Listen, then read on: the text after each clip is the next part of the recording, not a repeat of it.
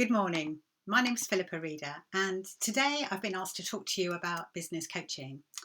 I want to make this a really practical session. I'm guessing some of you may be thinking about whether or not to engage a business coach, and others may have had some mixed experiences. So, what I'm aiming to do is give you some guidance on what a coach might do for you and how to choose someone who can both inspire you and support you in achieving your goals. So, first of all, let me just tell you a little bit about me. I've been coaching businesses for over 10 years now. That's about 60 businesses in total. And some of my earliest clients are still working with me on and off with all different kinds of work. Before that, I worked in much bigger businesses with management roles which spanned sales, marketing, HR, technology, and was lucky enough to work in the UK, Europe, and the US. But my focus really now is small and medium-sized businesses, and I just wouldn't go back. While small businesses do have their own challenges, the ability to take a quick decision, make it happen, and have a significant impact is something I find really, really exciting. I love business. I could talk about it all day. In particular, I'm really, really passionate about business being enjoyable. And to me, that means a business needs to be a well-run business for people to enjoy it. I like businesses to have a clear direction, for everyone working there to understand what's expected of them, for there to be processes and systems which work well, and a supportive culture. So I guess that means it's a nice place to work and people have the energy and desire to do a great job for their customers. So when I coach, that's what I'm aiming for. And interestingly, I think enjoyment isn't a word that gets used a lot in business. I think it's hugely underrated. I mean, why would you take on all the responsibility and heartache of running a business if you can't find a way to enjoy it? So, anyway, enough of my pet topic. Let's get on to talking about business coaching. So, to start with, let's say, what do we mean by a business coach? And I would say, let's think about the definition of a business consultant first. So, a business consultant is usually someone who offers us advice based on their knowledge and experience. And conversely, a coach will use a coaching process. So, this is based on the premise that the answer is inside you. And the art, of course, is having someone asking the right questions to help get that answer out. So, when we come to business coach, in my opinion, they need to be able to provide a bit of both. They need to know when you need input, when you need advice or opinion, and they may be able to provide it or at least point you in the direction of someone who can help. They also need to have the coaching skills, and that can help you uncover the right solution or the right path for you. As useful as the experience of others can be, in the end, it's your business and it's not like anyone else's. So the only right direction or the right plan is what's right for you. So let's just start thinking about why you might choose to have a business coach in the first place. And I suppose starting with the basic question, which is, does anyone really need a coach? I actually have quite a lot of sympathy with this view. Around 12 years ago, I met someone who, to my surprise, said to me, I think you'd make a great business coach. And my first reaction was quite sceptical. From my own business experience, it all sounded a bit fluffy, and I couldn't imagine that anyone would really need one, never mind actually becoming one myself. Obviously, my view on that has changed, and I suppose as with any type of coach, you can see them as someone who helps you perform at your best. No aspiring sportsman would consider not having a coach, and some will have a whole team focusing probably on different aspects of their game. But in business, it's not that different. I would say getting the support of the right coach, using them in the right way, can have a really positive impact on both the success of the business, the change, the pace of change, and most importantly, in my view, the level of enjoyment in actually running it. Businesses typically get started by people who have the drive to do something great for their clients. They want to do it a special way, they want to go on their own, and they make it work because they're good at what they do. But no one's born knowing how to run a business. The greater the level of success, the further the owner has to develop. You find yourself moving away from doing the thing that you loved into having to try and lead a team. Lead a team of people who can do work maybe as you did it, or maybe not. And to be honest, it's not for everyone. It's a big shift, and it doesn't always come naturally.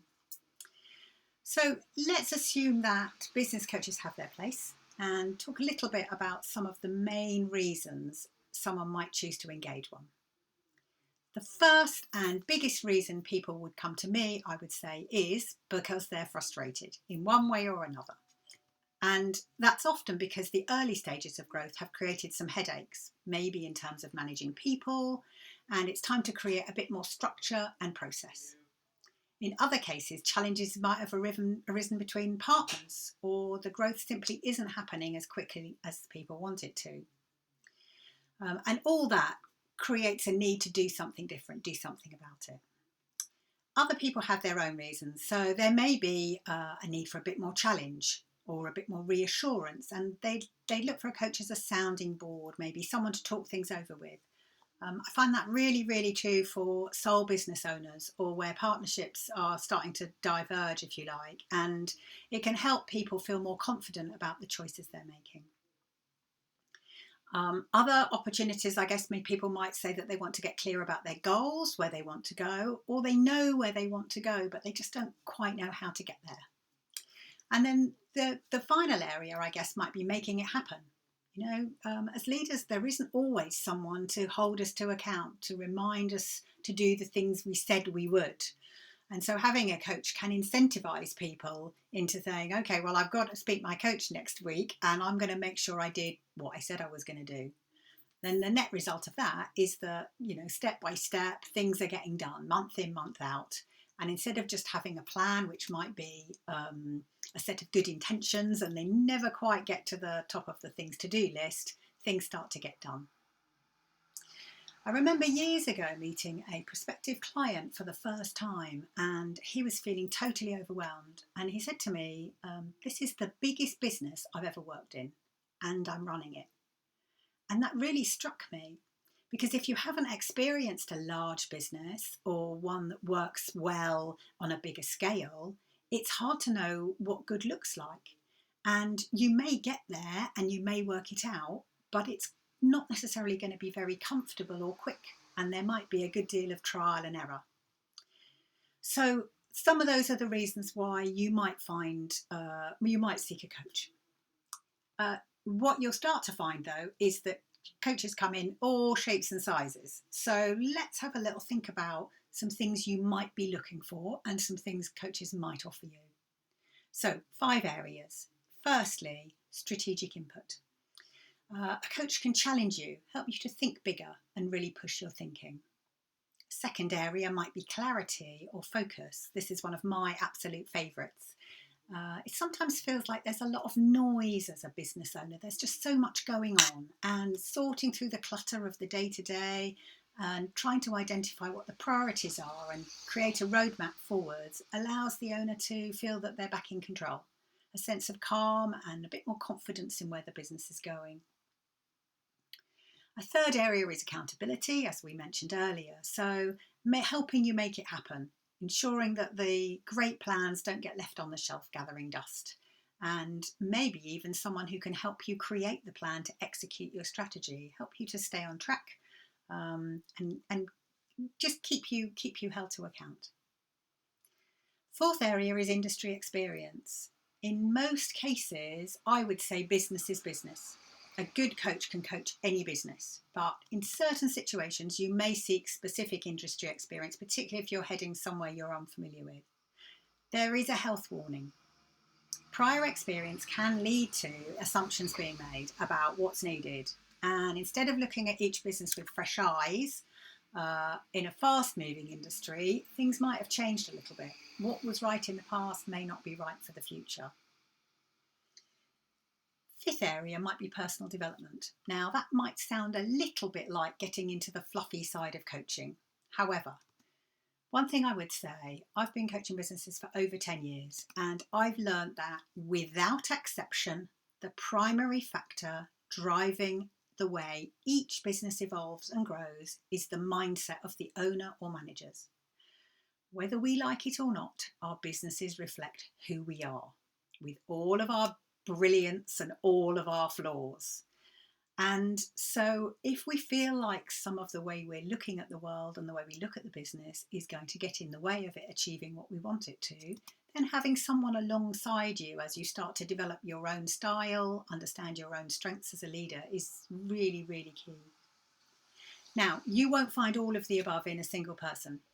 You need to figure out what you need first. And bear in mind, as you go through different stages in your business, you may need different kinds of support. A good coach won't be trying to create dependency and long-term relationship. They'll help you figure out whether they're right for you and understand what you need to get to the next stage. So, we've thought a little bit about what you might look for. How might you find one? Well, as with all business relationships, recommendations can be a great place to start, of course.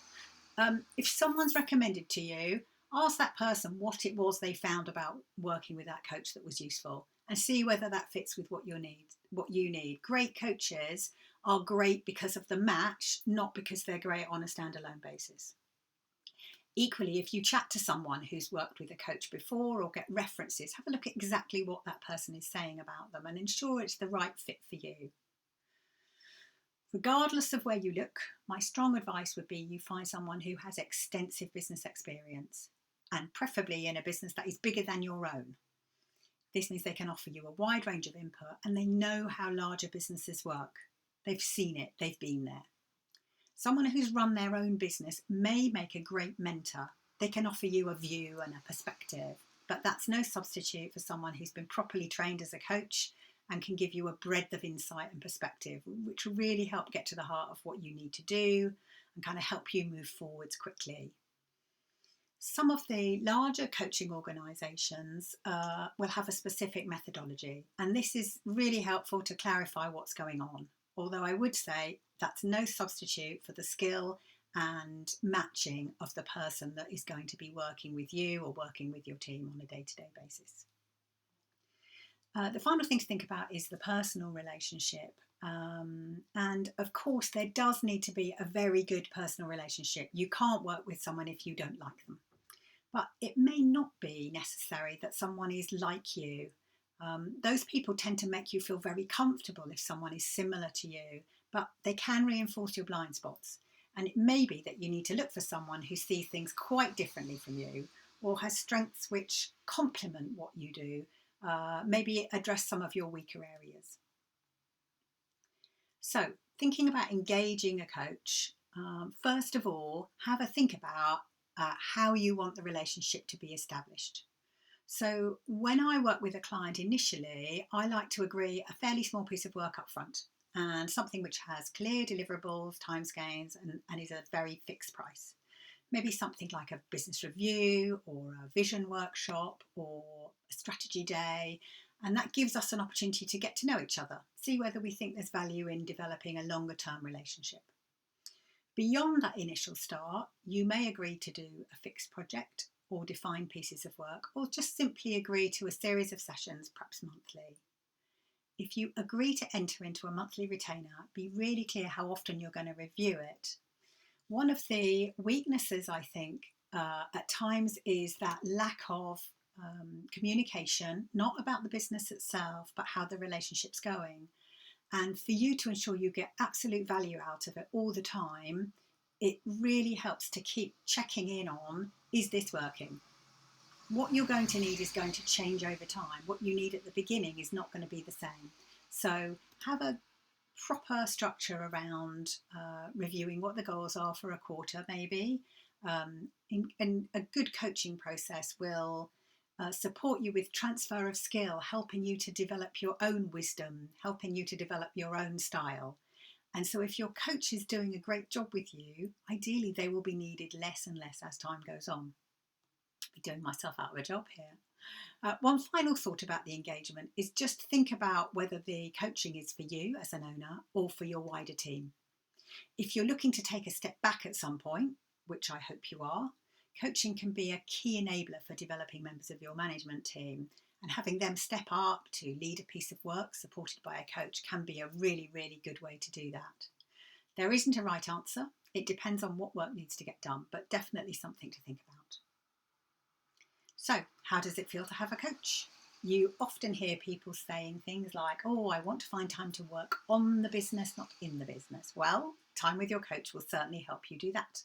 Will force you to take a step back and look at the business more strategically. So that part you can guarantee. They should also be providing a fresh pair of eyes. They've got an external perspective. We can all see what's going on in other people's world much more easily than we are of our own. Some of the most valuable observations might come from the first few sessions you have, although whether you'll be ready to receive the feedback at that point is quite another matter.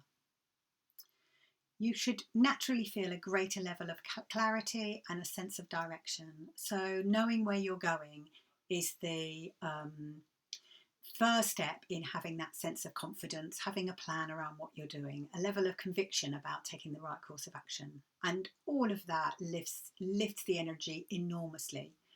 And that's likely to happen straight away. Even before you make any significant changes, you'll feel better. If your coach is working with your wider team, just imagine how that boost in energy can multiply out. And you'd be surprised how much can get done just based on feeling better about the business. So, in summary, business coaches can really help you shift your business and create greater levels of success and make the running of a business more enjoyable. But to get true value out of a coach, you need to find a proper fit. It's just like any other new hire. Think specifically about what you want to achieve. Are you looking to grow a bit faster? Do you want the business to feel more calm, more settled? Are you looking to develop yourself? Or are you just looking to enjoy it? And then exactly what experience do you need? What kind of style do you want? How would that work with you? I hope you found this interesting. I'd be very happy to chat to anyone about their own specific needs. And of course, if you do follow some of my advice, please do let me know how it works out for you.